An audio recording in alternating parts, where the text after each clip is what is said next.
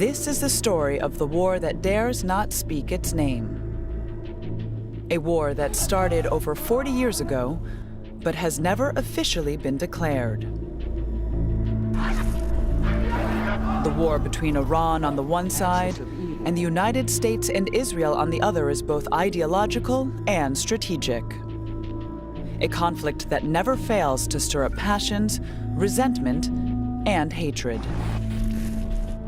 And if it ever really did kick off in earnest, the entire Middle East would go up in flames, very possibly triggering a new global conflict. So to understand this potential return to barbaric violence, we must go back in time to unravel the tangled threads of tragedy and seek the elusive truths behind the dogmas and certainties, and tell this story.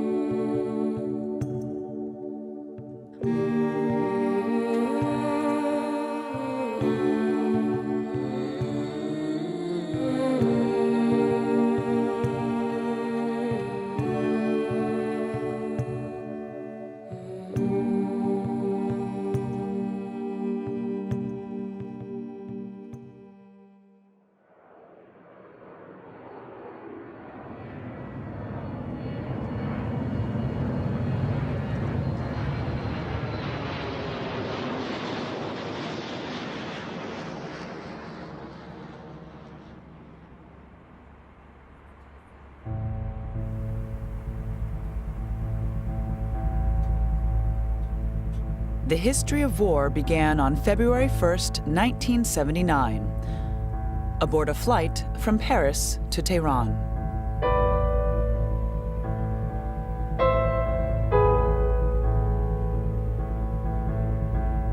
An old man prays. This is Ayatollah Khomeini. He is preparing to radically change the history of Iran. It's not easy to talk about the greatness of this figure. One of his enemies once remarked that there had been no one like him for 800 years, and there would be no one else like him for another 1,000 years.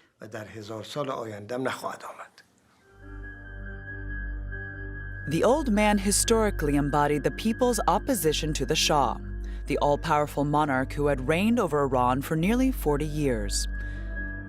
In exile for 15 years, the Ayatollah was finally returning home for the final battle alongside his people, a revolution in the name of Shiite Islam. A new era was about to begin in the Middle East.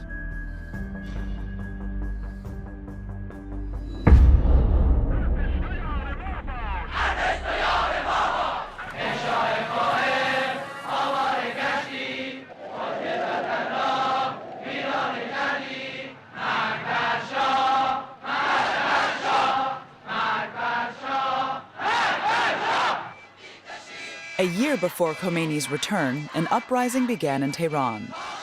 In 1978, hundreds of thousands of Iranians took to the streets to challenge their ruler. Regime of Shah was a dictatorship, a military dictatorship. Army people are everywhere, and it's corrupted. Not only in money and injustice for the people, but in the levels of the power. It's a closed door for everybody, and there is no equal opportunity for the members of the society. And this corruption is a very good motivation to encourage you to oppose to a regime.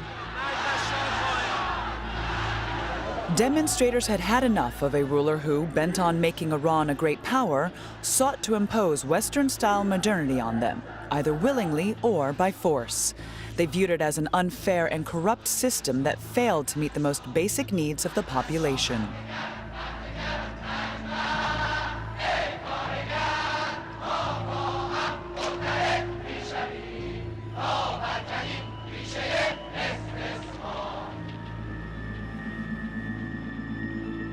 Two countries had come to embody the imperialism condemned by the demonstrators. Two countries that supported the Shah's regime: the United States and Israel.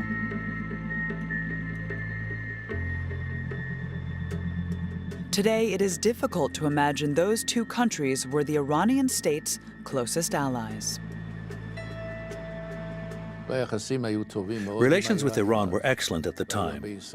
Many Israelis lived in Iran and helped the country in many areas.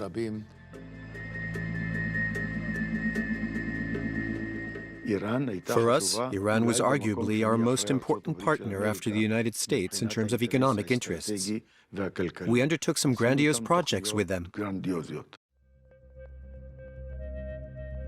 Back in the 1950s, Israel had made overtures to the Shah.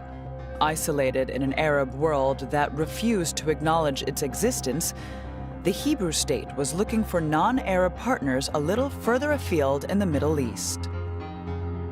Iran, Persian, pro-Western, built on a different kind of Islam to the other Arab countries, stood out as a natural ally. Iranians often came to us. It's hard to imagine now, but it was a very close-knit collaboration. Itzhak Segev took up his post as military attaché in Iran in 1977, a year before the protests began. His mission was to strengthen security cooperation between the two countries. At the time, I was in charge of fulfilling a contract between Iran and Israel worth $1.2 billion. Iran was paying Israel to provide equipment and know-how in very sensitive areas, such as missiles, aircraft, etc.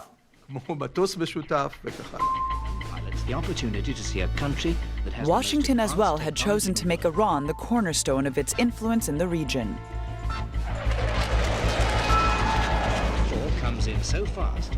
The high degree of military cooperation was designed to keep Tehran in the Western camp. Also, this was the time of the Cold War, of course, and Iran was a major arena of US-Soviet competition. So yes, the Shah was close to America because he felt that it needed the American support in confronting the USSR and maintaining his government in power. So today, when I'm giving lectures to young people, they don't believe me when I tell them that in 77 and 78, Iran's two greatest allies were the United States and Israel.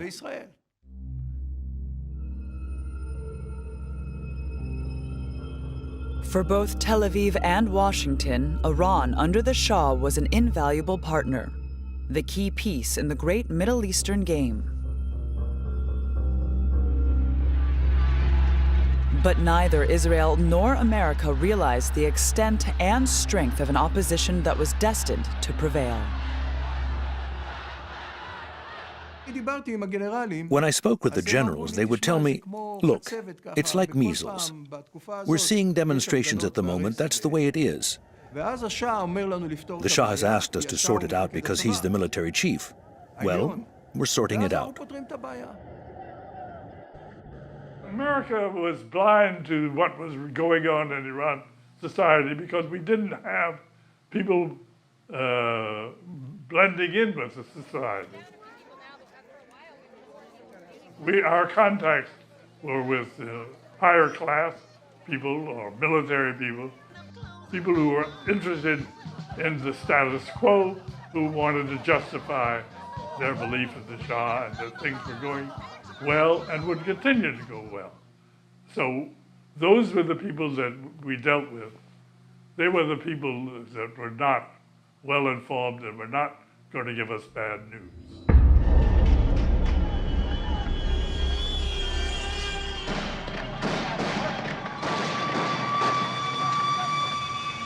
The blindness and incomprehension of a regime faced with such a powerful and determined uprising was heading for tragedy.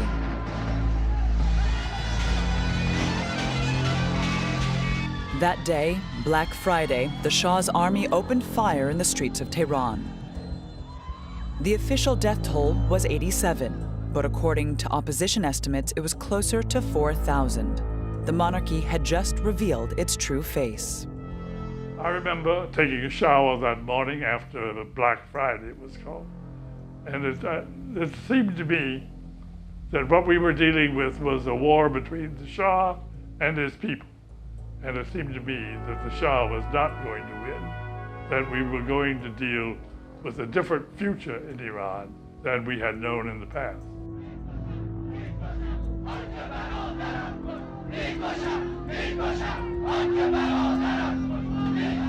The revolutionary process was underway, and now there was no stopping it.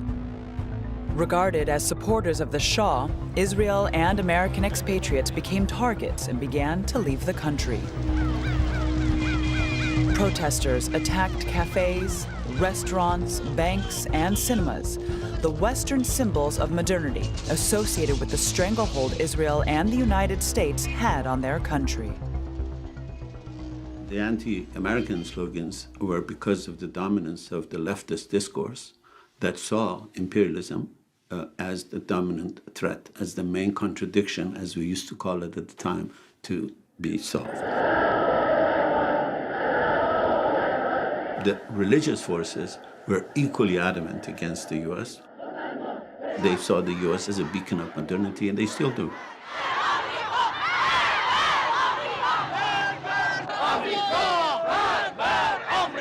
The Israeli issue was again connected to this discourse because the left identified then, as it identifies now, with the Palestinian cause. It felt that Israel had been complicit in denying the Palestinians their right. And there was a very powerful belief within the Iranian system that the Secret Service of Iran, SAWAK, is run by Israeli Mossad. Therefore, they were saying Americans are dominating, ripping off the country, and the Israelis also sharing for killing, tortures, managing, organizing the Secret Service of Shah, SAWAK, and so. That's why it was mainly about the US. But they have been always Iranians, they have seen Israel as part of US.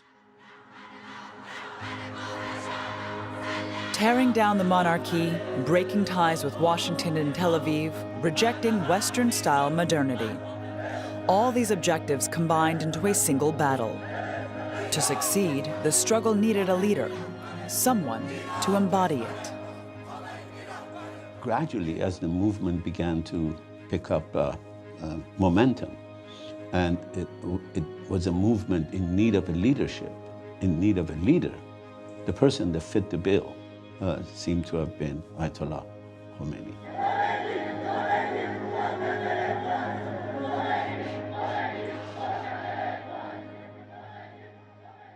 I have to say that not only the different factions of Islamic movement followed Ayatollah Khomeini and joined him, but the other factions of the movement as well, like nationalists, like Marxists, all factions supported Ayatollah Khomeini as the leader of the revolution.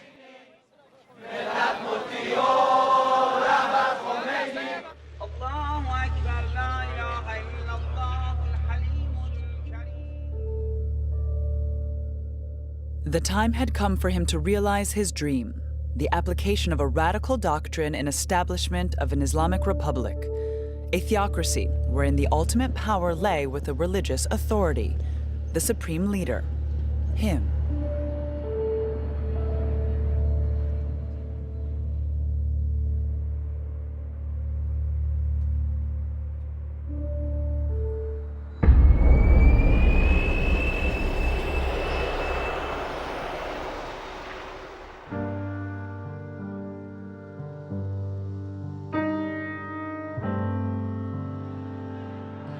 Khomeini set foot on Iranian soil, ready to deliver the fatal blow to the monarchy.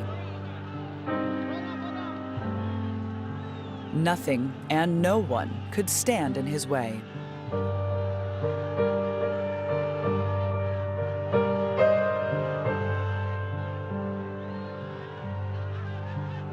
It was shocking. It was really shocking. About 10 million people came to streets.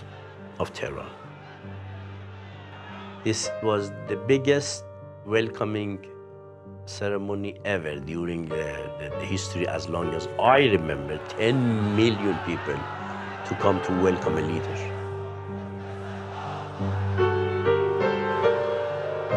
And everybody looked at him as the leader of the revolution, a charismatic leader, and a man of God at the same time, that he will rescue the country, and we will have a paradise on the earth.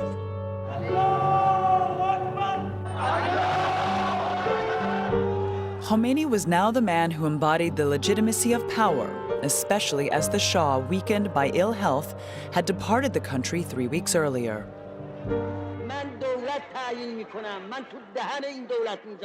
من دولت تعیین میکنم. من به پشتیبانی این ملت دولت تعیین میکنم.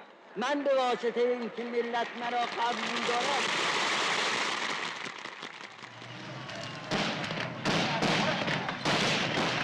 Ten days later, after only 48 hours of fighting in the streets of Tehran, the overthrow of the Iranian monarchy the Shah had ruled over for 37 years was complete.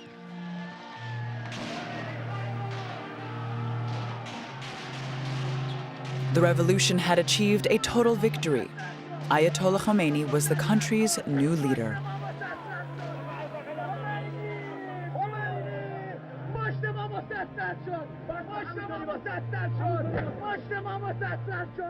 This had been the Israeli mission in Tehran, responsible for the economic ties between the Iran of the Shah and Israel.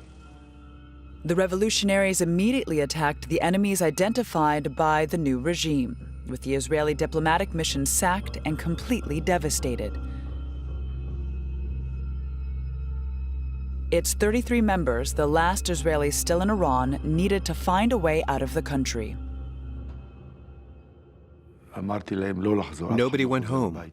We moved into temporary addresses, with 5 or 6 of us in each apartment, and we stayed there for a week.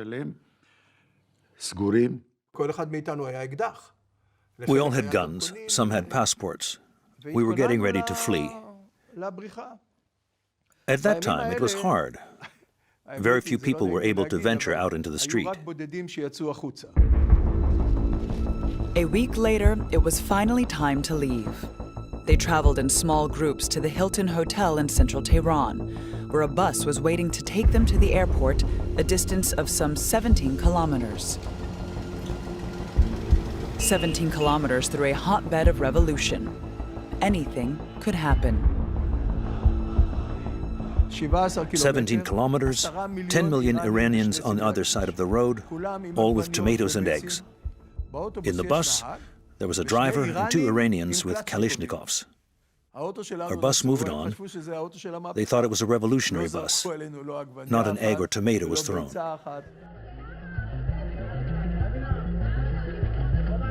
On reaching the airport, they could finally board the aircraft. Then, take off and deliverance. Perhaps. We boarded the plane, the engine started, and it began to taxi.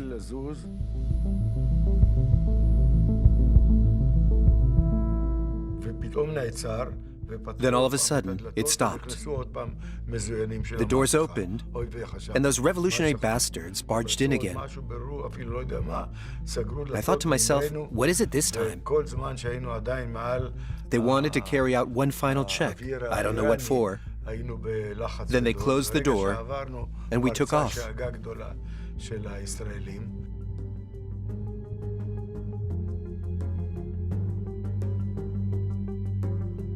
Meanwhile, the Israelis' great enemy, Yasser Arafat, leader of the PLO, the Palestine Liberation Organization, was arriving in Tehran.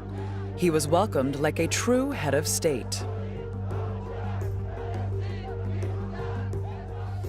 Arafat had become leader of the PLO in 1969. Its stated ambition was to create a Palestinian state, independent of its Arab backers.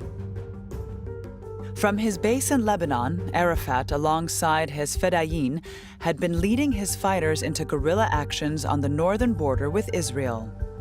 Now he had come to seek the support of Khomeini, a man he hoped could help Palestinians achieve their independence. Definitely, it changed completely the whole strategic policy in this area. In case of a war, Upside down completely.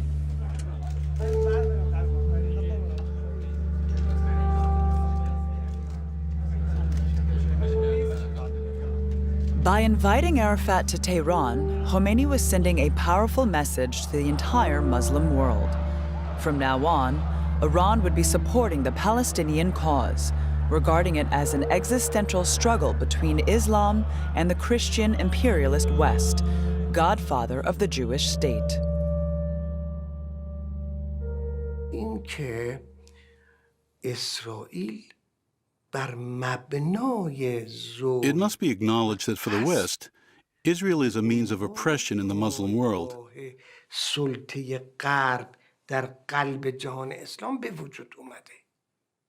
این که مثلا بگن برای مش یهودی مثلا Saying that they wanted to create a country for a people, the Jewish people, is nonsense. اصلا همچین چیزی نیستش. یک فریب بزرگیه که غرب برای ادامه سلطه خودش The West has propagated a lie in order to wield power throughout the whole region, knowing full well that we will never accept this country. زیر بار چنین حکومتی نمیتونیم بریم و نمیریم. Khomeini then took a spectacular initiative. Instead of the Israeli diplomatic mission, there would now be the Palestinian embassy. It was quite a statement. With this gesture, the Ayatollah was severing all links with Israel, a state whose existence had no legitimacy for him. Any strategic alliance between Israel and Iran was now unquestionably a thing of the past.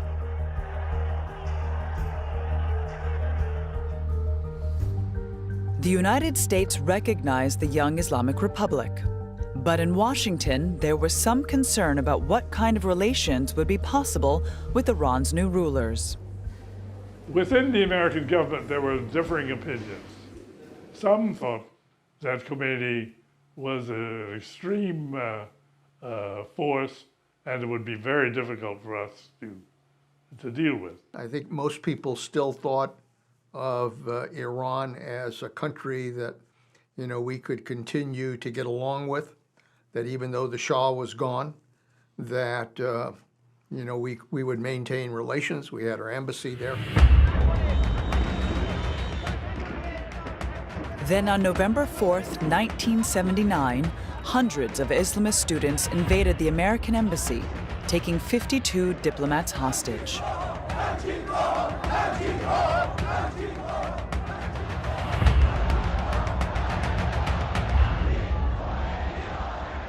Khomeini was hesitant.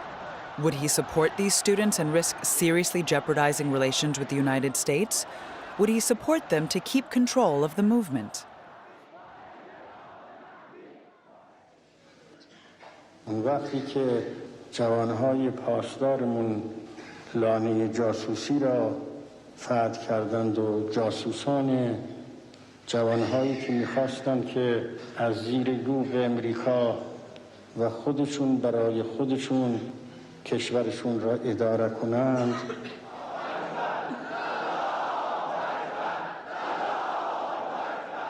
When the hostage crisis occurred, it made clear, I think, that we were largely unprepared to deal with the nature of Iran at that point. And the fact that the anger that was there and reflected in that hostage crisis, I think suddenly brought Iran to the top of the concerns that we had about our situation in the world.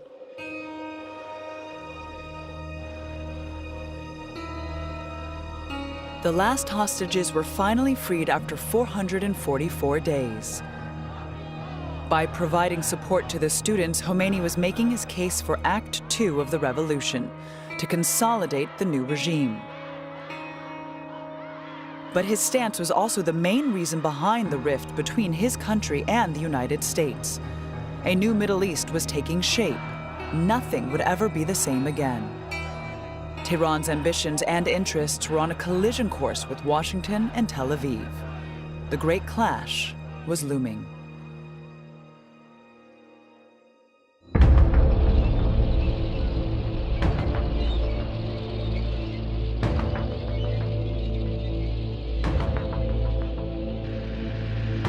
On this day, nearly 90,000 Israeli soldiers, 1,300 tanks, and 1,500 personal carriers invaded Lebanon, a country seemingly unconnected to the emerging confrontation between Iran, Israel, and the United States. Torn apart by civil war for many years, Lebanon had become a regional battleground. Syria occupied a part of the country to the east, but in the south especially, the PLO was all-powerful. The Palestinian organization had made the area its operational base for instigating deadly raids against Israel. On June 6, 1982, Tel Aviv launched Operation Peace for Galilee.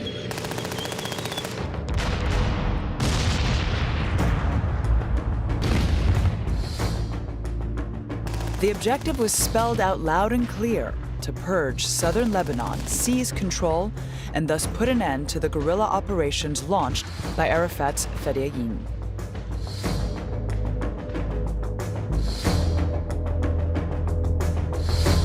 We came here to fight and destroy the terrorist organizations that have been killing and murdering our people for years and years. That is our goal here. Ariel Sharon, recently appointed Minister of Defense, was leading the offensive. In the eyes of his fellow countrymen, Sharon was a hero, a man who had been at the forefront of every military victory Israel had won since its inception in 1948. Once we'll finish it, we'll move immediately back. We don't have any interest whatsoever to stay here, not our country. We don't need even 1 square inch of this country. It was all about pushing back the terrorists, mainly members of the PLO. They had to be forced back beyond a line that would keep Israel safe from their fire. Rumor had it that they had a Long Tom long-range cannon, which had a range of 40 kilometers, so they had to be driven back 40 kilometers or more from the border. That was the plan, no more, no less.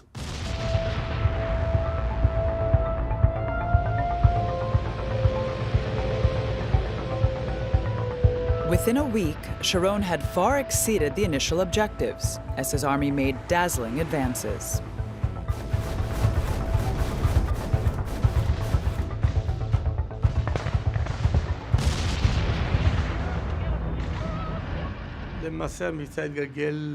The operation turned into something much bigger.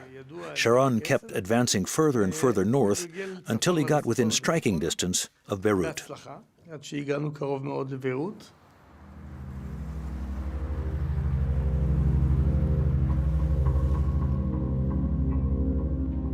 Tehran looked on, stupefied. With Israeli troops advancing towards the Lebanese capital, the balance of power in the Middle East was radically shifting. For Khomeini, it was unthinkable, but how should he react?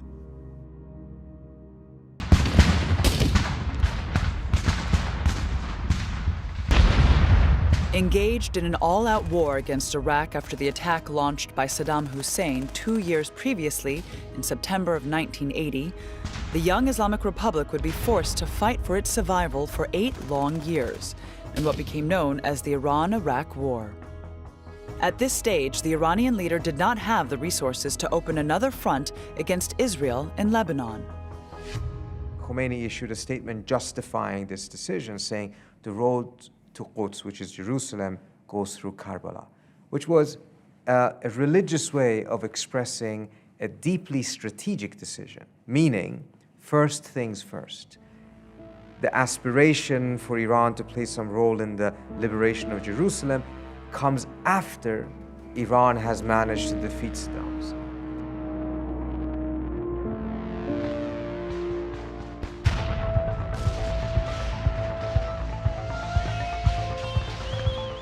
In Beirut, heavy shelling was now falling on the west of the capital, where Arafat and most of his troops had taken refuge.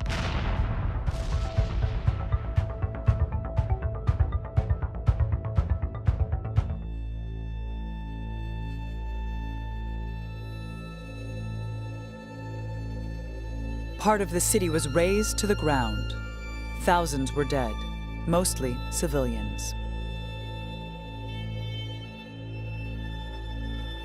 On August 21, 1982, the Israeli siege ended.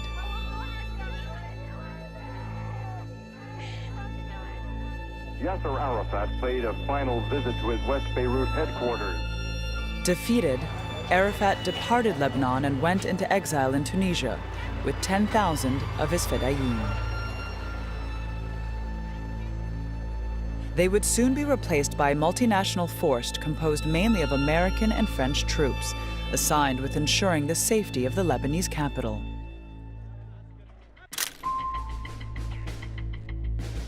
For Sharon and Prime Minister Menachem Begin, the Palestinian question was settled. They could now proceed with their secret objective of transforming Lebanon. The multi-faith country would become a Christian state, led by the Maronite minority. This new Lebanon would be a powerful state and, above all, an ally.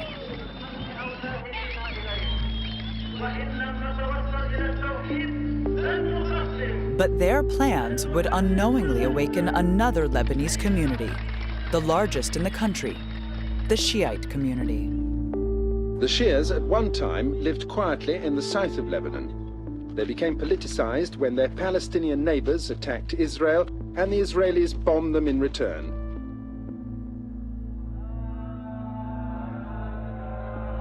Settled mainly in the east and in the south of Lebanon, the Shiites had suffered directly from the invasion and Israeli occupation. Some resolved to take up arms and resist. It was my belief in 1982 that Israel was an enemy, and I supported the Palestinian cause. I considered myself to be on their side. Naim Qasim was then 29 years old, a chemistry teacher in Beirut. He was leader of the Union of Islamist Educational Associations, a Shiite organization. For us, the thinking of Imam Khomeini chimed perfectly with our deep beliefs. So we got together with some other Islamist groups and came to an agreement. We went to Iran to proclaim our willingness to pledge allegiance to Imam Khomeini, allowing him to be our guide and respect his authority. And he gave us his blessing.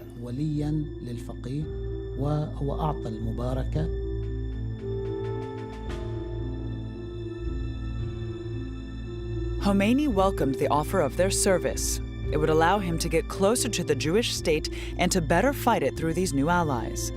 It was an obvious union, given his old and deep ties with the Lebanese Shiites. Many of the leaders of the revolution in Iran, who became at top positions after the victory of revolution, they had very good background in Lebanon before revolution, good connection with Shia people in Lebanon. You know, Shiism in south of Lebanon is older than Shiism in Iran.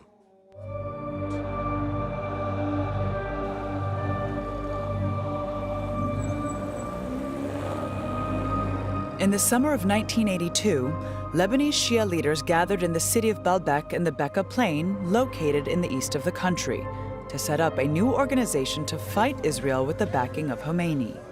It called itself the Islamic Resistance in Lebanon.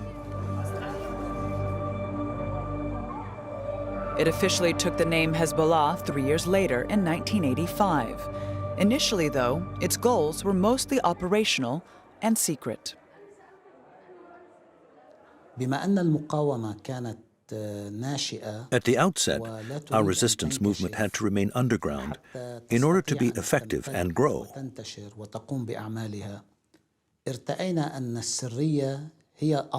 So, confidentiality was the rule. We had to act secretly so that we could exist politically later on.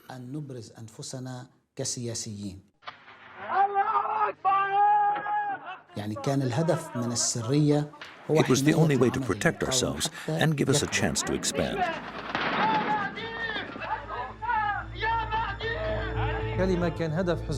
Hezbollah's initial objectives were military. It was not only about offering armed resistance against the Israelis, rather to end the occupation by any means necessary and drive them out of Lebanon.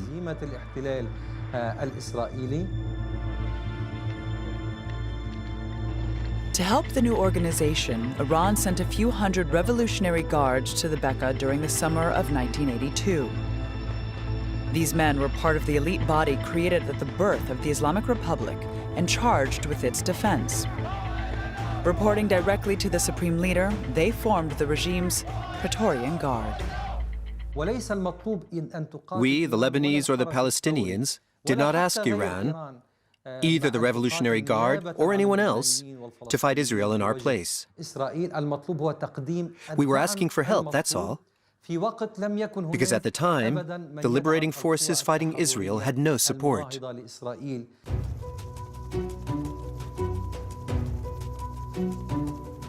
While these elite soldiers did not actually fight, they supplied weapons, money, and know-how.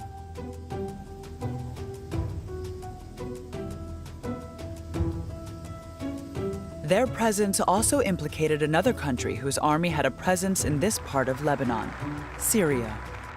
To reach the Bekaa, the men thus benefited from the help of dictator Hafez al-Assad, another fervent opponent of the State of Israel. By sending his Pasdaran, Khomeini was establishing what would prove to be a strategic alliance for many decades to come, the partnership with Syria. They began organizing the Hezbollah. They began organizing an alliance with Assad. They began selling, giving away oil to Assad to buy a relationship with Assad because they began to think about what they call their strategic depth. They wanted to have tools at their disposal to threaten Israel with, which meant threaten the United States with, and say, if you hit us, we can hit you back. And then by creating the Hezbollah, they hit both the Israelis and the United States in Lebanon. I don't know if they knew from the outset that this would become their most successful venture. But I think these were the objectives that were there from the beginning. From the very beginning, I think the objective has not been to permanently have Hezbollah as a sub-state actor, but in fact, help them transition to become a political party and become a dominant, but nevertheless a Lebanese force. What took root in the confines of the Bekaa Plain was a veritable system of alliances. A system set up by Iran with the help of Syria. A system that created an unknown political entity, Hezbollah. A system which would later give rise to the powerful Iran-Syria-Hezbollah axis in the Middle East. But for the moment, nobody was aware of the emergence of this system, least of all the Americans and Israelis.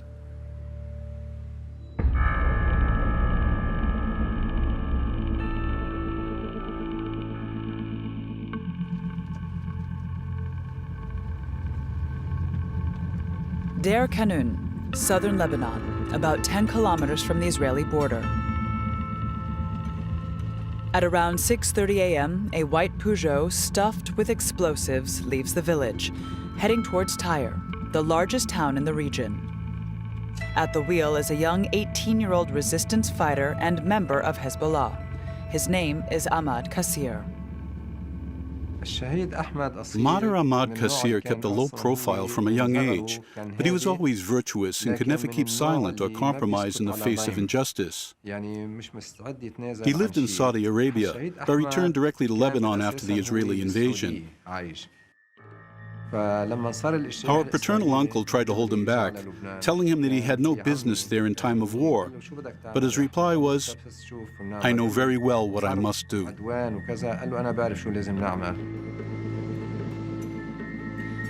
Within a matter of moments, in the Shiites' struggle against Israel, this unknown young man would become a legendary hero, what is known here as a shaheed, a martyr of the resistance. He was about to commit a bold act that had no precedent in Lebanon, one that was both religious and political.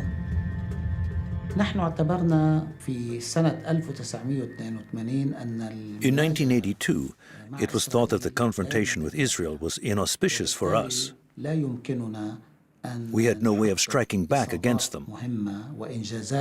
We needed to take a creative initiative, commit an atypical act, an act of martyrdom.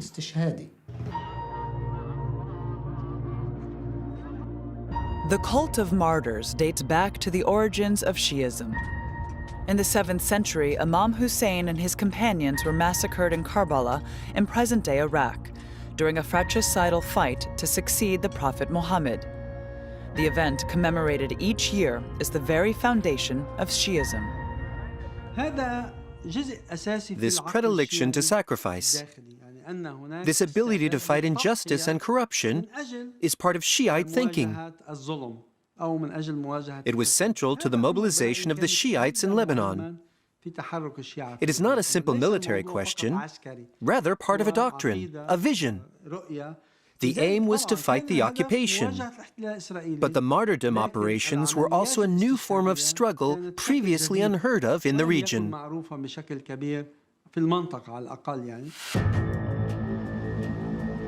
7 a.m. November 11th, 1982. Ahmed Kassir drives along the main thoroughfare through Tyre. Without hesitation, he accelerates and hurls himself and his vehicle into a large residential complex.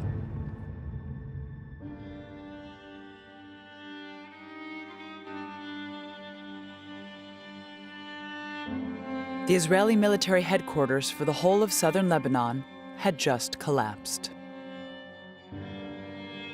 The 7-story building was demolished.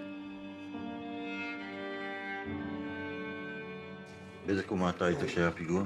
קומה חמישית. והייתי בדיוק בשירותים. באתי לעשות צרכים ופתאום שמעתי את הפיצוץ. והרגשתי שהכל קורס. ופתאום ראיתי את עצמי קבור מתחת להריסות של הבטון. והתחלתי לצרוח שיצילו אותי. אחרי זה שעה של מאמצים הצליחו למשוך אותי מתחת להריסות של הבטון. I was in Tyre at the time. We had a grocery store there. I was on my way back following my usual route, but the Jews had blocked the road. I'll never forget. The fire was still blazing, the building, the masonry, everything was on fire. We were proud. Something was finally happening.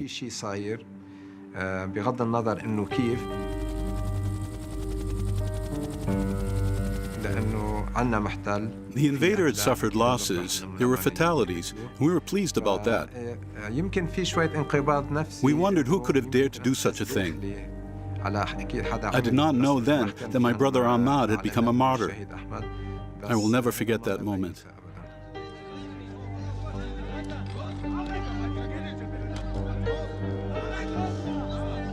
It was carnage. 91 Israeli soldiers and 15 Lebanese prisoners were killed. Ariel Sharon was mystified. How could something like this occur when the only known enemy, the PLO, had been crushed more than 2 months ago? אחת הגרסאות אומרת שייתכן שזהו פיגוע חבלני. כיצד היית מגדיר את מצבו של אש"ף היום אחרי המלחמה? באשר למצב כאן עצמו, למקרה הזה, אנחנו איננו יודעים אם זה היה פיגוע חבלני או לא. זה אחת מהמטרות של ועדת החקירה בבדיקתה. את מדינת הטרור הזאת, המדינה השפיסטית, אותה חיסלנו. עכשיו צריך לוודא שהיא לא תחזור ותקום על רגליה.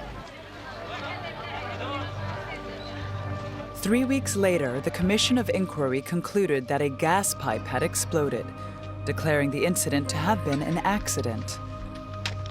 This mind-blowing version of events was never officially questioned, further emphasizing the blindness of Israeli intelligence services, oblivious to what was going on in the Bekaa Plain.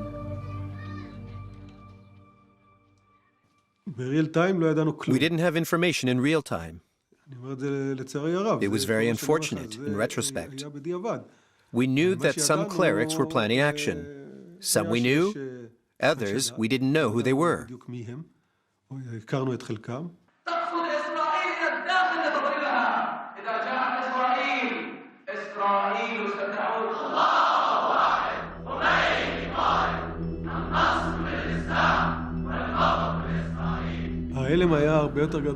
I was in for a far greater shock when I began to conduct some research into what was known within intelligence circles about the Shiites in Lebanon.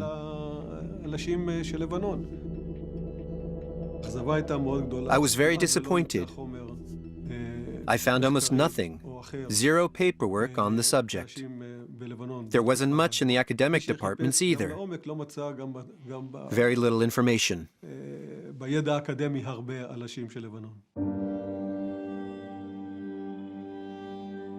The multinational force in Lebanon, led by the Americans and French, was as blind as the Israeli military.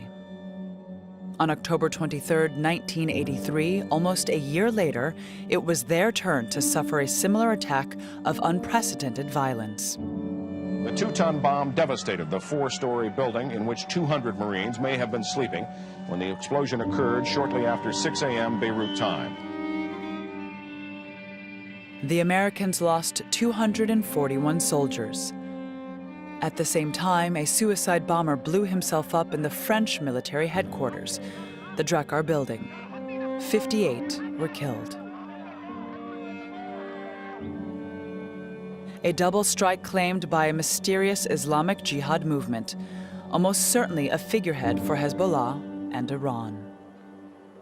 I think there is much that indicates that the Iranians did have a role, if not a very important role, in that. Do you have any indication about responsibility? Who's guilty? Yes, we have some, but we're not going to point the finger until we're absolutely certain. But I think the thing that does come through loud and clear is just the insidious nature of terror, international terror. The U.S. intelligence says that they had managed to bug a meeting in which the Iranian ambassador to Syria, who was a leading creator of Hezbollah, had explicitly asked for such an operation. Now, the U.S. intelligence has not made that evidence public. The U.S. intelligence has been wrong in the past. The U.S. intelligence has also lied in the past. So we don't know 100% for certain. At the end of the day, perception is reality. The United States, France, and other countries have acted on the perception that the Iranians were behind it. With this new attack, the Hezbollah Shiites could no longer be ignored. They saw themselves as the embodiment of the resistance movement against Israel and its allies. Day by day, their following grows. Les fanatiques, qu'on surnomme déjà les fous de Dieu, ne font aucun mystère de leurs intentions. Thanks to their protector and benefactor, Iran, and the support of their capital, Baalbek, their fight had just begun in earnest. Intelligence experts have long regarded the city of Baalbek in Lebanon's Bekaa Valley as a center of anti-American terrorism. I recall Hezbollah seeming to be a domestic factor, and then by the mid-1980s, it was clear that there was this pipeline, arms, material, men coming from Iran, hostages going from Lebanon to Iran, and political support. So this was an emerging phenomenon.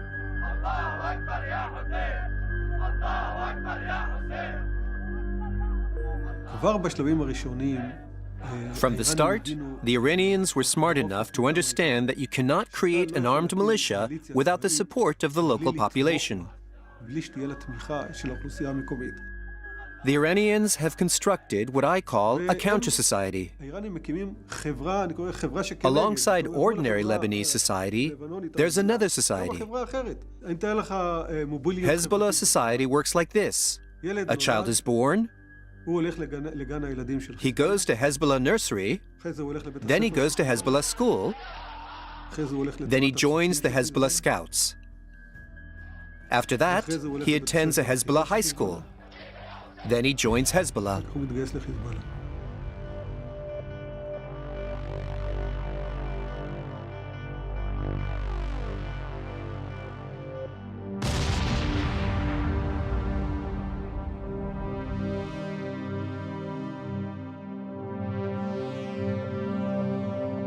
The Israelis were counting.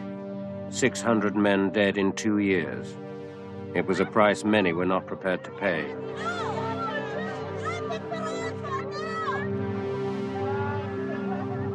The Israeli army was increasingly becoming bogged down in Lebanon. On June 6, 1985, 3 years after the start of the invasion, the Israeli army pulled out, preserving a security zone in the south, an area representing 10% of Lebanese territory. The Israeli army remained there for 15 years, until 2000. For Israel, this first partial withdrawal constituted a severe, even humiliating defeat. For Hezbollah, it was a first victory. The Shiite organization chose the moment to claim responsibility for the destruction of the Israeli headquarters in Tyre. The name of the Shahid, Ahmed Kassir, was also revealed. November 11th, the day of the attack, became the official Martyrs' Day for the resistance movement.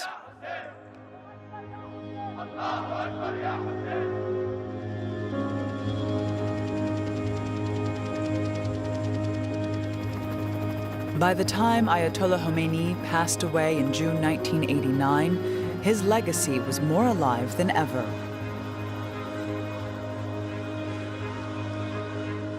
The Shiite theocracy, which he founded 10 years earlier, had been firmly established.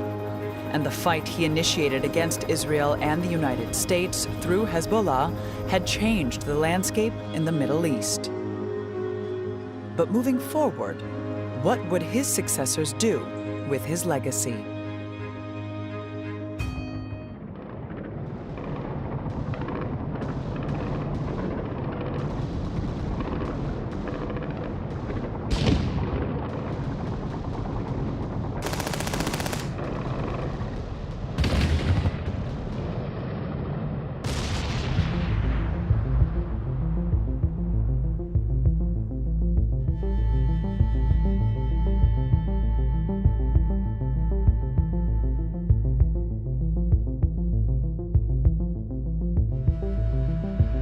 February 27th, 1991. The American army has just inflicted a bloody defeat on Iraq, following the invasion of Kuwait 7 months earlier. Although the big winner in this first Gulf War, little did Washington know that it had triggered a process in Iran that would soon shake up the entire Middle East. Kuwait is liberated. Iraq's army is defeated. Our military objectives are met. For President George Bush, the liberation of Kuwait was only the first stage of a much more ambitious policy. He wanted to build a new Middle East. A moderate Republican, World War II veteran, former CIA director, and Vice President of the United States, he was the most powerful head of state in a world that was becoming increasingly unipolar, following the fall of the Berlin Wall and the breakdown of the Soviet Union. After the victory in Iraq, he sought to make the Persian Gulf, whose oil wealth made it a particularly strategic region, more secure for American interests.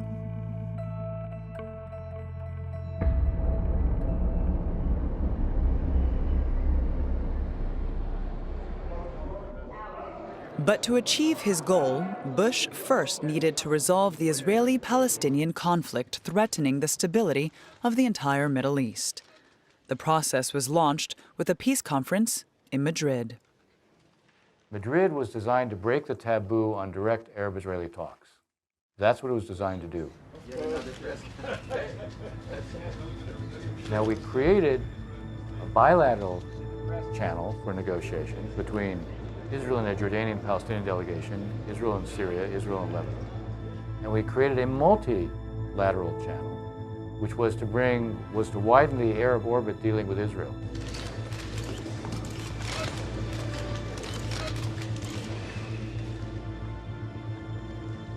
In his efforts to impose his Pax Americana on the Gulf, President Bush invited anyone with any potential influence on the Arab-Israeli conflict. Europeans, Soviets, leaders of the Maghreb and the Middle East all attended. Only one country was missing: the Islamic Republic of Iran. The visceral answer for why Iran was not invited is the hangover from the hostage-taking. It's still with us today. Hatred of Iran for the 1979 hostage-taking. That is behind U.S. policy today more than anybody thinks or believes. It's a part of every moment of every thought about Iran. At the time, consideration was given to making the conference as universal as possible, but I can't recall that any thought was given to inviting the Iranians. The United States was the sole superpower, the big Satan, and the conference was going to involve making peace with the little Satan, with Israel. So I think Iran was implacably opposed to the very idea of the conference, and it had really nothing to do with the fact that there was no effort to involve them in the conference. In Tehran, the new Iranian leaders did not accept their country being outlawed. Since Khomeini's death in 1989, two figures in the Islamic Revolution had ruled the country. Ayatollah Ali Khamenei was the new supreme leader. A loyal follower of his predecessor, he was unbending in his refusal to compromise. Hashemi Rafsanjani was president of the Republic. A very wealthy businessman, he too was very close to the former supreme leader. He was a pragmatist and a realist. Both opted for benevolent neutrality towards the Americans during the Gulf War. The Iranians did help the United States against Saddam Hussein. In that war, they opened up a channel of communication. They allowed the U.S. to use Iranian airspace. The Iranians did this as a way of quietly supporting the United States. And they thought that after the war, they would be rewarded for it, and the reward would just be inclusion.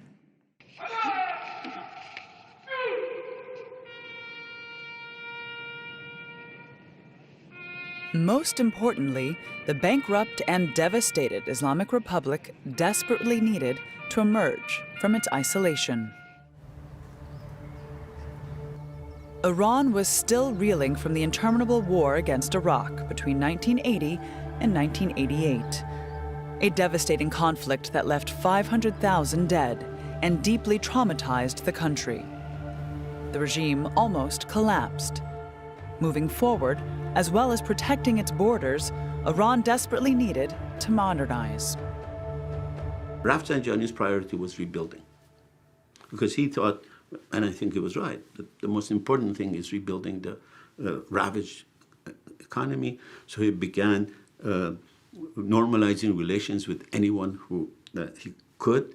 He began talking about normalizing relations even with the United States. That time there were two schools of thought in Iran. One was saying, don't trust Americans. They are cheating, they are lying, and they would deceive you. And the other, like Rafsanjani himself said, we are not going to lose anything. We would show our goodwill. If they don't, then everybody in this country and beyond, they would know Americans are the guilty part, not the Iranians. For Iranian leaders, the Madrid Conference was proof that the Americans were in no way seeking a thaw in relations. Would this Pax Americana based on Arab-Israeli reconciliation be turned against them and their interests? I think a conclusion they may have drawn from the failure to be included in Madrid is not just that they may not be able to trust the US. I don't think they had much trust to begin with. I think it's a conclusion that they drew that if they're not problematic enough, they will be ignored.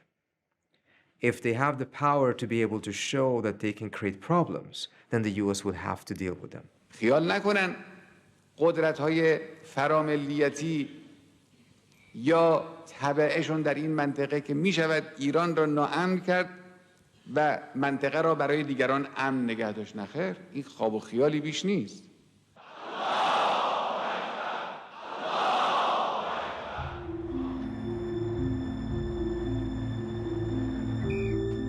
Ayatollah Khamenei decided to act. 2 weeks before Madrid, he organized his own conference dedicated to supporting Palestine. It was a conference whose philosophy and program were radically opposed to the American project. The Tehran conference is aimed at finding ways of bolstering the Palestinian armed struggle.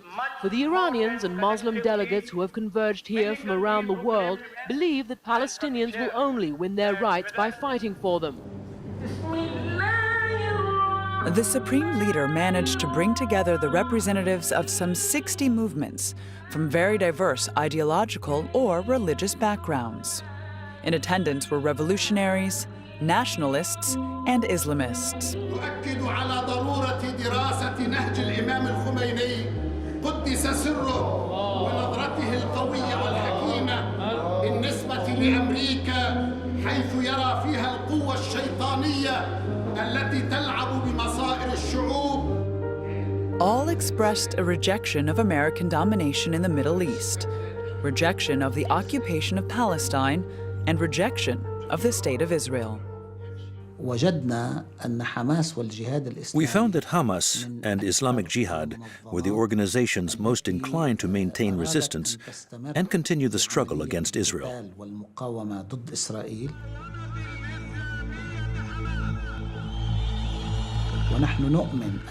We knew that the liberation of Palestine could only be achieved through resistance.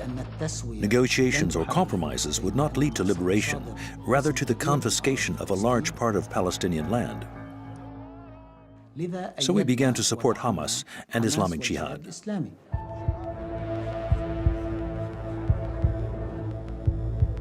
Here, behind the scenes at the conference, close links between the Lebanese Hezbollah, the Palestinian Islamist Hamas, and the Islamic Jihad began to be forged, giving rise to what Tehran would later call the axis of resistance. This axis very quickly became a target for the United States and Israel.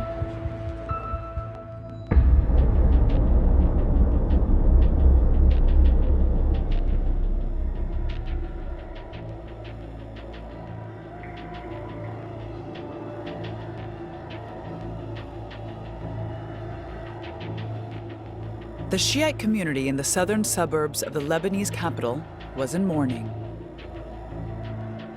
At least 50,000 were there to mourn the death of their leader. Sheikh Abbas Musawi, the Secretary General of Hezbollah, recently seen at the Tehran conference, had died the previous day along with his wife and son, killed by the Israeli army. Israel had never before eliminated such a prominent leader within the Shiite organization.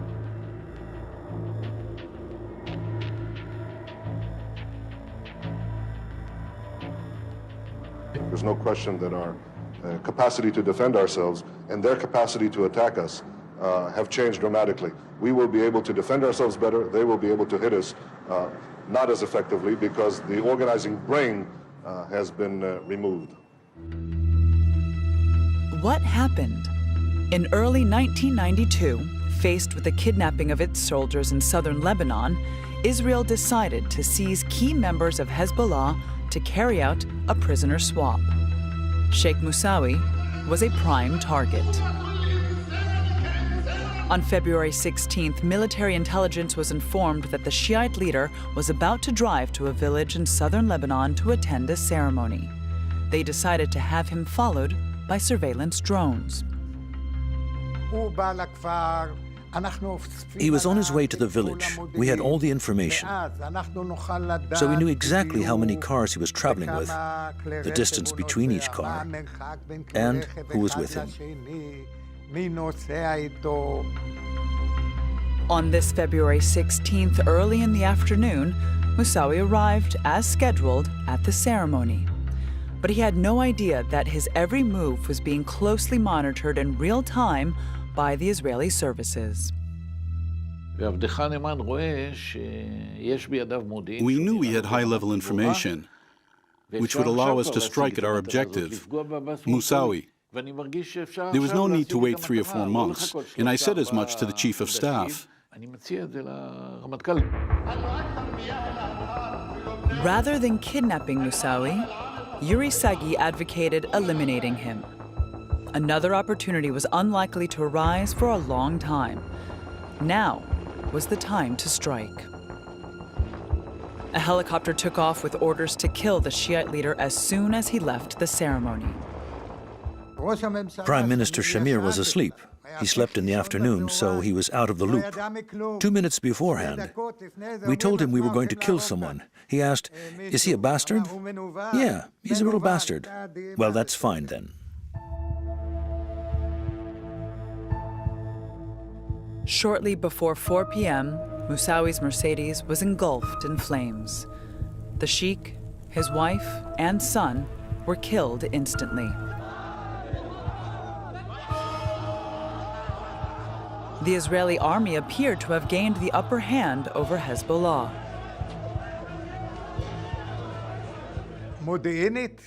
From an intelligence point of view, the strike was unquestionably a success. But from a strategic point of view, it was a disaster. Taking a decision like that, there is no word for it. It's actually quite pathetic. Before his elimination, there was no discussion about whether or not we should do it, and what the consequences might be.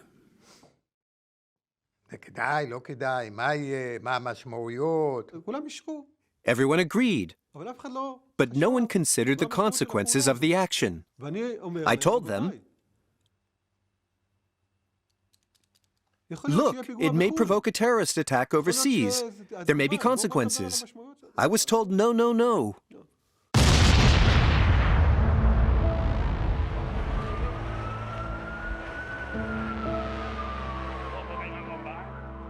A month later, on March 17, 1992, a car bomb exploded in the front of the Israeli embassy in Argentina. 28 people were killed, with 250 injured. Islamic Jihad claimed responsibility for the attack. But in Israel, many saw it as a direct response from Hezbollah and Tehran to Musawi's assassination. אצלי זה עורר תהיות לגביי, אני לא רוצה לדבר על אחרים, האם באמת הייתה לי... I can't speak for anyone else, but I had misgivings about the whole thing. Did I know what we were doing? Had I properly assessed the risk-benefit ratio? Given that the elimination of Musawi had led to dozens of Jews killed in Argentina? Perhaps the Shia devil had become even more fearsome. Make no mistake, they didn't want peace. But sometimes you can hasten things when you don't intend to.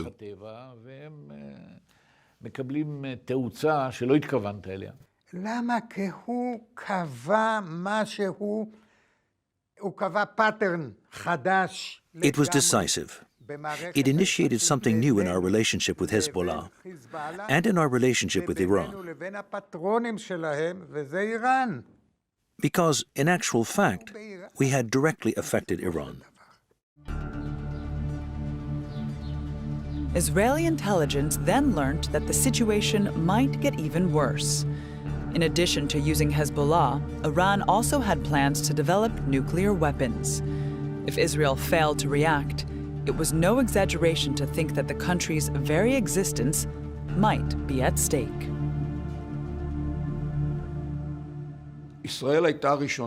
Israel was first, in the 1990s, to discover that Iran was planning to develop nuclear weapons.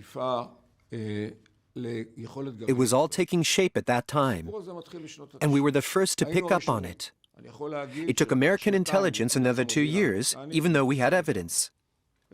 Then the Europeans realized it, but only in the 2000s. One man was determined to thwart this threat, the new Israeli Prime Minister Yitzhak Rabin. When he came to power in June 1992, a few weeks after the attack in Argentina, he was already part of Israel's history. Born in British Mandate Palestine, Rabin was a veteran of the War of Independence in 1948. Later becoming a general, he was the great winner of the Six-Day War in June 1967, which gave the Israelis control over East Jerusalem, the West Bank, Gaza, and the Golan Heights. Faced with the prospect of an Iranian bomb, Rabin implemented a strategic revolution. Israel had to reach an understanding with the Palestinians. If the Palestinians kept quiet, it would be easier for Israel to protect itself from Iran. He realized that to tackle the situation, he had to significantly reduce the level of instability and violence in the region. That called for an Israeli-Palestinian initiative. This wasn't out of any affection for the Palestinians or the desire to give them more territory, but he understood that it would help guarantee the existence, identity, and security of the State of Israel. Rabin, not us in the intelligence services, said, "We must hurry to reach a peace agreement with the Arab countries and move forward on the Palestinian issue before the Iranians develop nuclear weapons."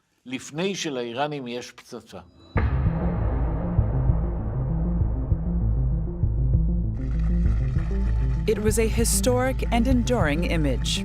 After months of secret negotiations, former warlord Rabin agreed to conclude the Oslo Accords at the White House with the man he had always called a terrorist, PLO leader Yasser Arafat.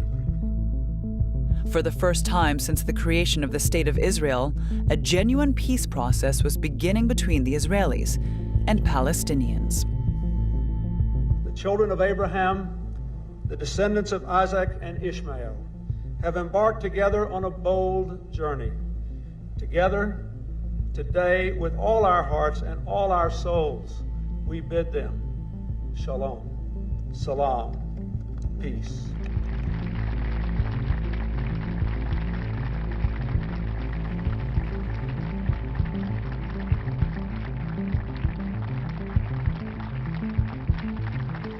As he shook hands with Arafat, Rabin was also thinking of Iran, the country he would be able to better protect himself from now that peace with the Palestinians had become possible.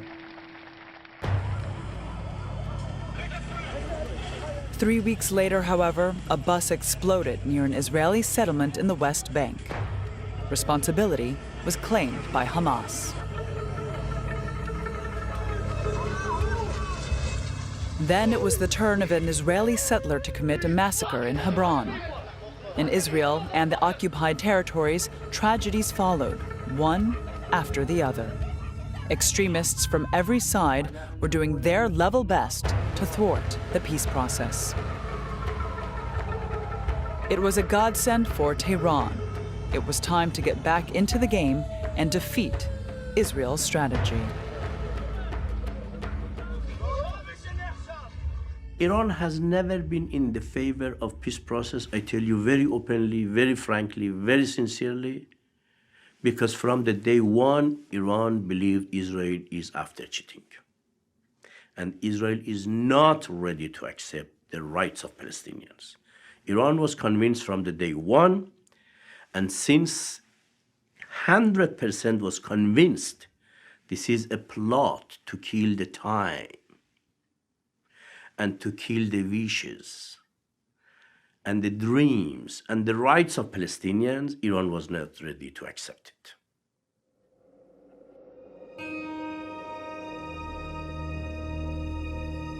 Above all, for Khamenei, the success of the Oslo Accords signaled the victory of a regional order dominated by the United States and Israel that had finally rid itself of the Palestinian question. A regional order that would relegate Iran to a supporting role. So to reestablish his country at the center of the chessboard, the supreme leader decided that the covenant sealed during the Tehran Conference of October 1991 must be translated into action. To that end, it stepped up support for the Palestinian Islamist movements, Hamas and Islamic Jihad. The Iranians support all those who are against us. We see their influence in the Gaza Strip and in Judea and Samaria. They work behind the scenes providing financial, political, and social support, even supplying the ammunition used in attacks.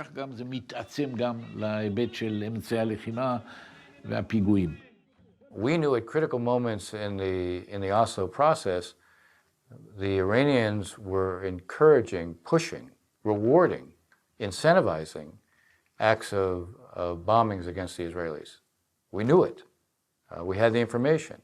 We had information where they were promising Hamas and Islamic Jihad, if they would kill this many Israelis, they would get so much money. If they would kill twice as many, they would get even more money. Iran is responsible, with the other extreme Islamic groups, for the setup of international terror. And in addition, Iran tries to build military capability, conventional and non-conventional. The specter of an Iran armed with weapons of mass destruction and the missiles to deliver them haunts not only Israel, but the entire Middle East, and ultimately all the rest of us as well. The United States, and I believe all the Western nations, have an overriding interest in containing the threat posed by Iran.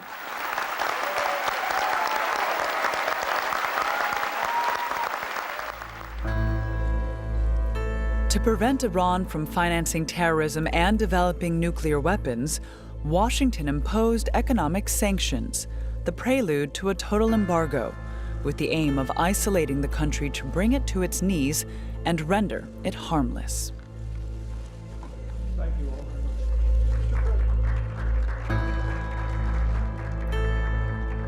However, it would not be Tehran behind the tragedy that was soon to strike at the very heart of the United States. A tragedy whose symbolic and political significance would usher in a new era for the entire Middle East.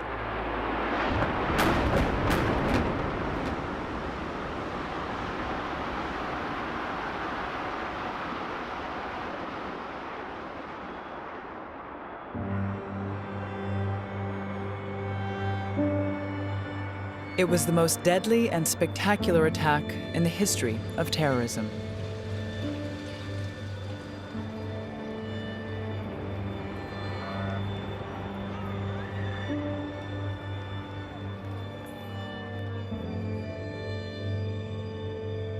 With nearly 3,000 casualties, it was dawning on an astonished United States that the real enemy may not be the Shia Islamism of Iran and Hezbollah.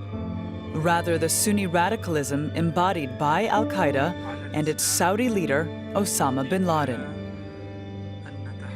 President George W. Bush, elected the previous year, had no choice but to react. We will not only deal with those who dare attack America, we will deal with those who harbor them and feed them and house them. Make no mistake about it. Underneath our tears is the strong determination of America to win this war. And we will win it.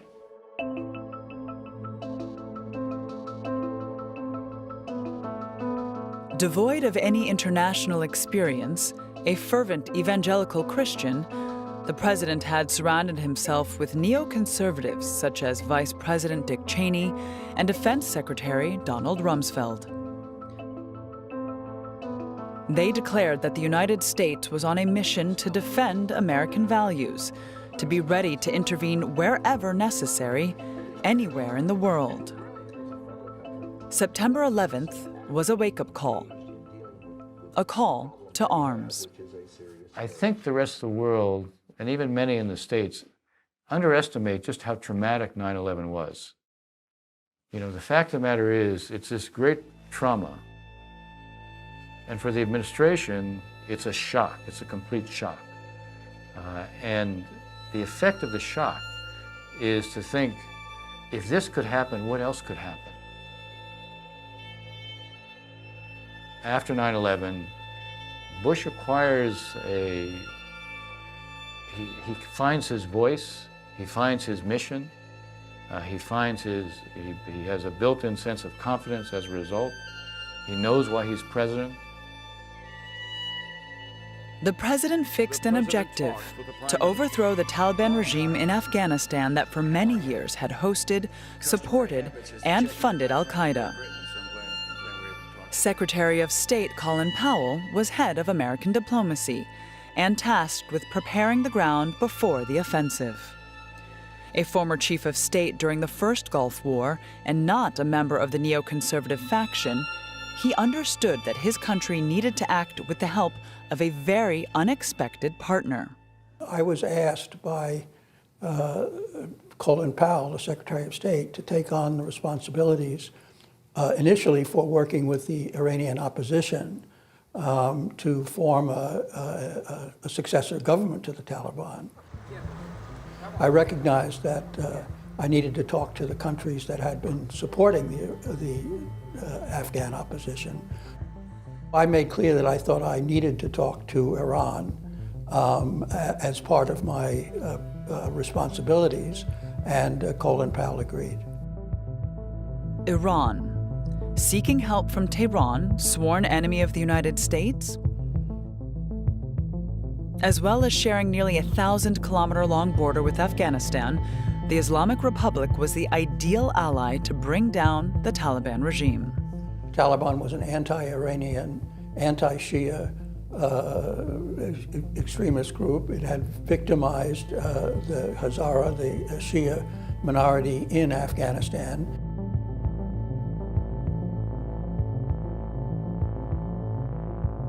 The Iranians themselves almost went to war with Afghanistan in 1998 after the Taliban struck the Iranian consulate in Mazar-e-Sharif and killed roughly 10 Iranian diplomats and a journalist. So the Iranians have deep animosity and enmity with the Taliban. There was a coincidence of interest. It wasn't that they needed anything more to cooperate. They were cooperating for the obvious reason that we had a similar set of objectives.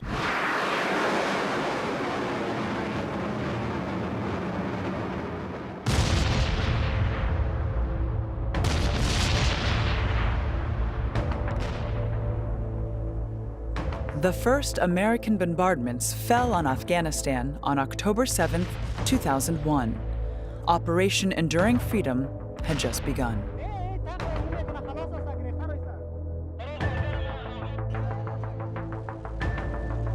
A month later, the Northern Alliance, the main coalition opposing the Taliban, took Kabul with the help of American troops, backed and assisted by Iran.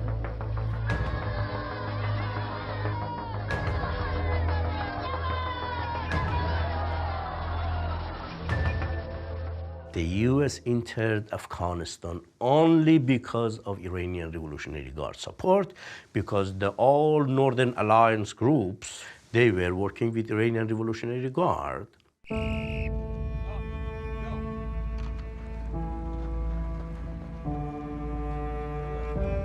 But the Bush administration considered it to be of secondary importance. For them, the defeat of the Taliban was, first and foremost, a demonstration of U.S. military might. The pressing concern now was to build the Afghanistan of tomorrow. In early December 2001, An international conference chaired by Washington got underway in Bonn, bringing together all the Afghan factions. The main issue is an interim administration and how to distribute the portfolios within that among the various groups, geographically, ethnically, etc. I mean, this is a tough issue, like building any coalition is. Here again, Tehran sought to play a central role. And it was Iranian delegate Mohammad Zarif who managed to obtain a compromise from the Afghan factions for the establishment of an interim government, as well as the wording of a final declaration. I was reading this document, and Zarif said that he thought it was a good document, but it had a couple of items that were missing. And he said, well, first of all, there's no mention of democracy or free elections. Don't you think we should be committing the Afghans to democratic government? And I readily agreed. Well, it makes no mention of international terrorism. Shouldn't they be committing to cooperate against international terrorism? And again, I thought that was an innocent, that was an unobjectionable addition, and I agreed. I saw that Zarif had a certain twinkle in his eye, and although these were sincere enough probably as proposals, they were also intended as a sort of an effort to tease me a bit, that it would be Iran that was proposing democracy and counterterrorism, not the United States. Iran was jubilant. 10 years on, they had avenged their ban from the Madrid Conference, proving that, given the opportunity, they could play a stabilizing role on the international scene. Proving also that they did not deserve the sanctions weighing down their economy. The Iranians told me they were interested in a broader dialogue. I said I wasn't authorized to talk about anything but Afghanistan, but that I would pass their interest along. The message went nowhere. In post-9/11 America, the advantage was firmly with the neoconservatives. That is to say, Vice President Cheney and Defense Secretary Rumsfeld, for whom the collaboration with Iran was only a tactical and thus temporary arrangement. Dick Cheney and Donald Rumsfeld took over the process. Every time Iran would be a policy agenda item on the National Security Council's list, Dick Cheney would make sure it came off. So by making the system dysfunctional and by not having a discussion on Iran, there never was. The decision was by default, we don't talk to evil, which is what Dick Cheney said. Mr. Speaker, the President of the United States. The devil then was Iran, but it was also North Korea, and especially Saddam Hussein's Iraq.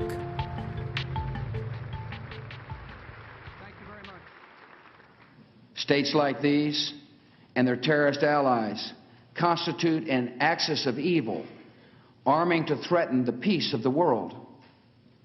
By seeking weapons of mass destruction, these regimes pose a grave and growing danger. The United States of America will not permit the world's most dangerous regimes to threaten us with the world's most destructive weapons.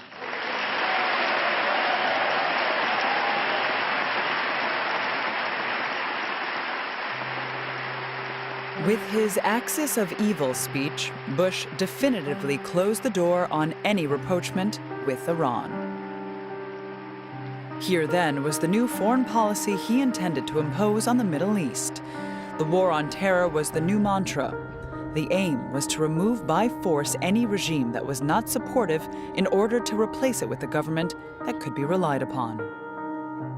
There's an irony here. Terror is an instrument. It's a means. It's not an ideology. There may be an ideology that employs terror, and maybe you have to have a war in that ideology, but a war on terror doesn't make sense. The administration, I think, rationalized that by saying it's a war on those who support terror. And so we will not, Bush said, we will not draw a distinction between those who carry out acts of terror and those who in some way provide a kind of sanctuary for it. starting with Iraq, moving on to Syria, moving on to Iran, maybe Lebanon, maybe Egypt. The whole region needed to be in turmoil, because if it were in turmoil, Persians, Arabs, whatever, then it could not coalesce, it could not unify and attack Israel.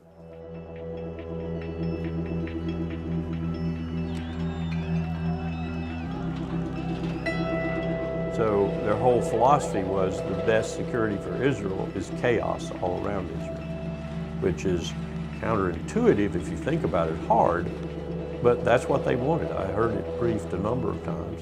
They wanted chaos. It's not over yet.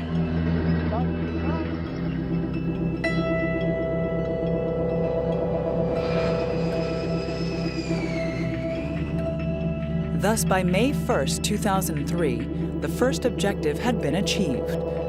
By crushing Saddam Hussein's regime, Bush Jr. put an end to the campaign initiated by his father in 1991 during the First Gulf War. He could wallow in victory among his soldiers. Nothing, it seemed, could stand in his way. Obviously, when the United States invaded Afghanistan and then invaded Iraq under false pretenses, and after lying about weapons of mass destruction in Iraq and lying about a relationship between Saddam Hussein and Al-Qaeda, the Iranians were concerned that the United States would try to destabilize Iran or invade the country. So ever since the invasion of Iraq, Iran has been preparing itself for some sort of American attack or invasion or some sort of conflict with the United States.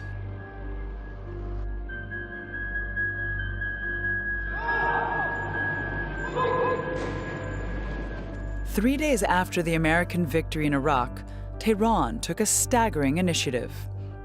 An initiative with the potential to change everything in the Middle East. At the State Department in Washington, a fax arrived via an intermediary, Tim Goldeman, the Swiss ambassador in Tehran. He had been representing the interests of the United States in Iran since the closure of their embassy in 1979. The document seemed barely credible. It proposed talks on the links with Hamas and Islamic Jihad, the disarmament of Hezbollah, and weapons of mass destruction. In return, Iran sought the lifting of sanctions, recognition of its role in the region, and access to Western technologies, in particular, civilian nuclear power. Washington pondered the implications. Why would the supreme leader, until now so inflexible, suddenly support such a move? I think there were people in the Iranian system that had come to the conclusion that the small steps had not led to anything, and that the only way to break the deadlock was to do something big, comprehensive. And I've been spending a lot of time thinking about what that would be, had floated those ideas, had created some political readiness in Tehran for it. But at the State Department, where the collaboration with Iran on Afghanistan had been established, nobody was prepared to take the document transmitted by the Swiss diplomat seriously. I do remember that fax. It came to Secretary Powell and to me, a copy at about the same time. We discussed it. Our general view at the time was the Swiss ambassador, who are a protecting power in Tehran. The Swiss ambassador was known by us to be somewhat optimistic about the ability to resolve these problems. Well, in our view was that we had some skepticism about this.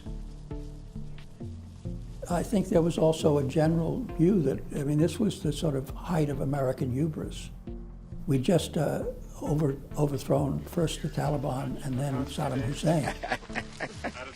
Now let's make a democratic Iraq, and then the Iranians will really, either collapse or make even better offers.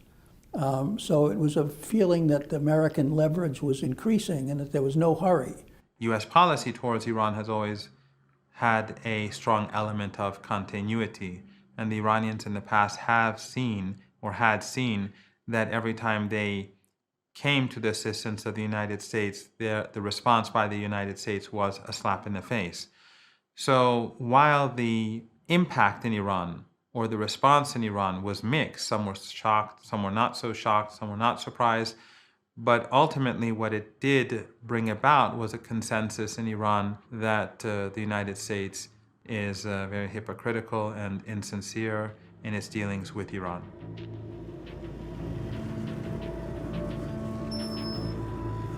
After their exclusion from the Madrid Conference and the discourse on the axis of evil, for Tehran, this new refusal to engage in dialogue was proof that Washington was still bent on effecting a change of regime in Iran.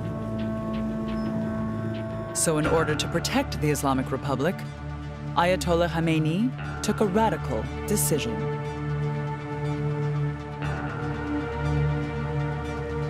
He decided to intensify and press ahead with the uranium enrichment program, and in doing so, acquire nuclear weapons as soon as possible.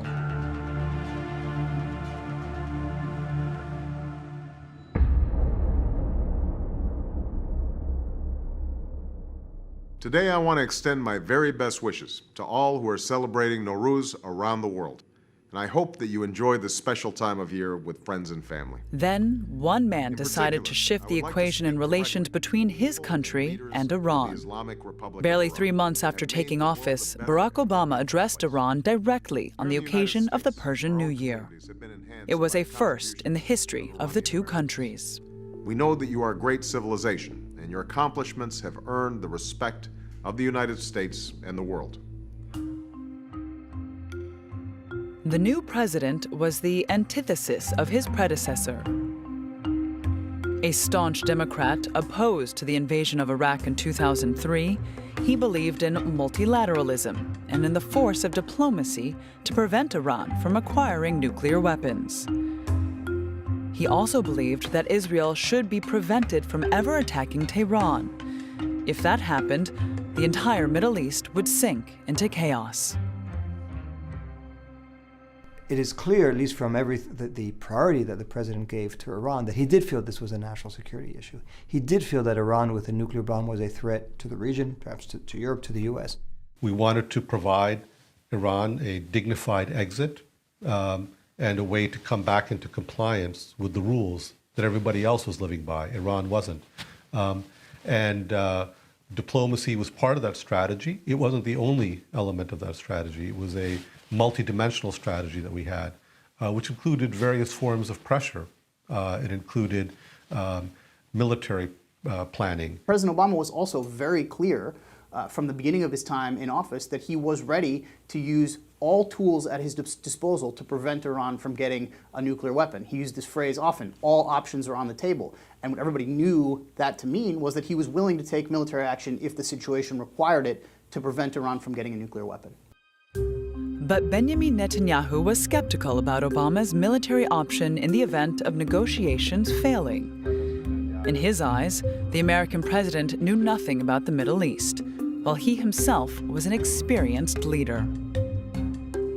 Coming from a very conservative Zionist background and the former head of an elite commando unit, he had already led the country 10 years earlier. Netanyahu had never wavered in his refusal to compromise on Israel's security. He declared himself ready to destroy Iran's uranium enrichment facilities without Washington's consent. Israel was quite prepared to act without American backing. They have never concealed their opposition to an operation like this. They regarded it as damaging. But I remember face-to-face discussions with Bush and Obama, or with their security advisors who were taking notes. I clearly told them that when we reached a critical stage in terms of the security and future of the State of Israel and the Jewish people, we would not delegate responsibility to anyone else. Not even to you, our closest allies. We would not give them that. We would take our decisions in full sovereignty according to our own considerations. For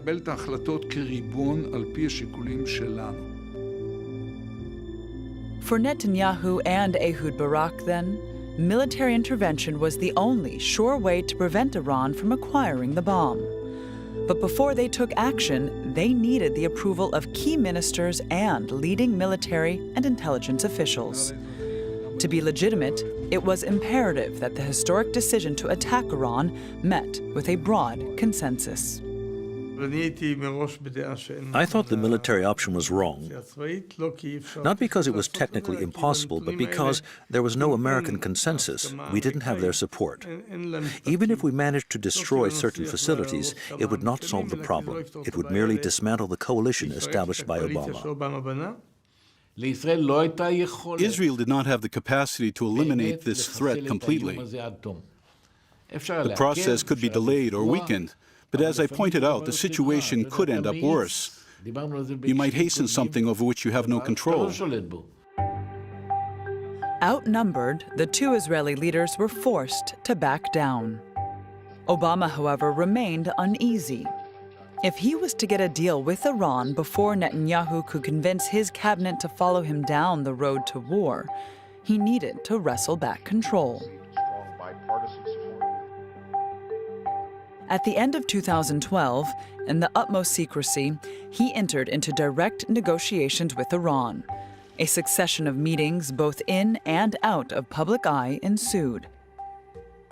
An agreement was on the way. Thus, on March 3, 2015, Netanyahu made one final attempt to derail the process. He went to Washington to address Congress, where he launched into a veritable tirade against the policies of his most loyal ally. It was unprecedented in the history of relations between the two countries. Ladies and gentlemen, I've come here today to tell you we don't have to bet the security of the world on the hope that Iran will change for the better. We don't have to gamble with our future and with our children's future. So this deal won't change Iran for the better. It will only change the Middle East for the worse.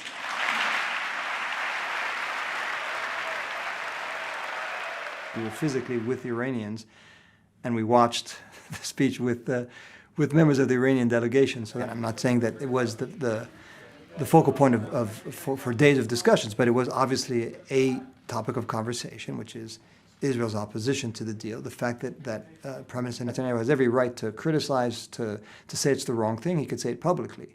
But to come to the center of American the political body and to speak out in this way, that was quite extraordinary. But the Israeli leader's maneuver proved to be futile, and his speech changed nothing. Obama won the day. 4 months later, on July 14, 2015, the nuclear agreement was signed.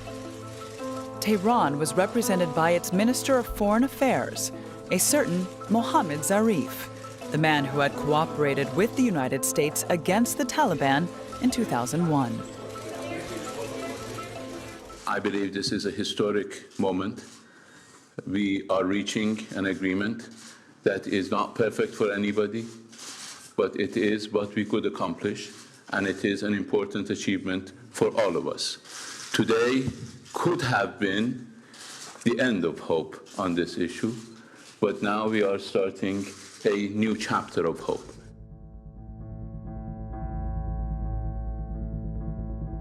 Iran pledged to limit its uranium enrichment program to the production of civilian energy and abandon its quest for nuclear weapons. In return, it would obtain the gradual lifting of the sanctions that were stifling its economy.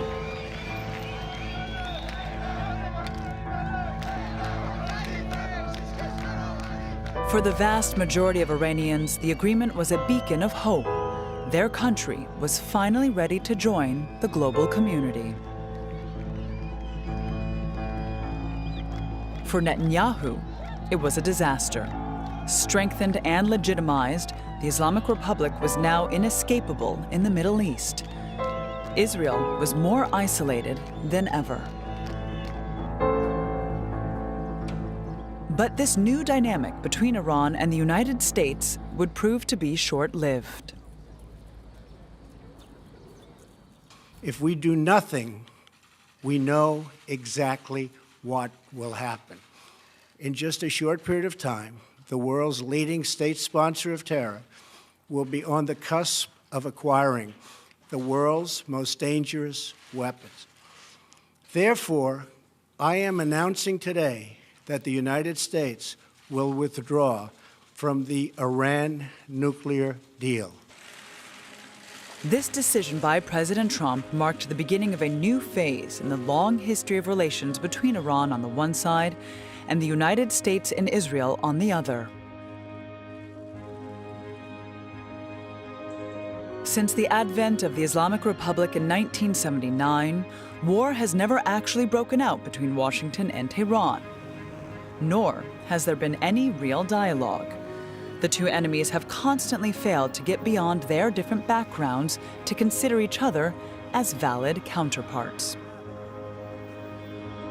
For its part, Israel perceives Iran as an increasingly radical and deadly threat. Until the Shia theocracy recognizes the legitimacy of the Jewish state, nothing will be possible.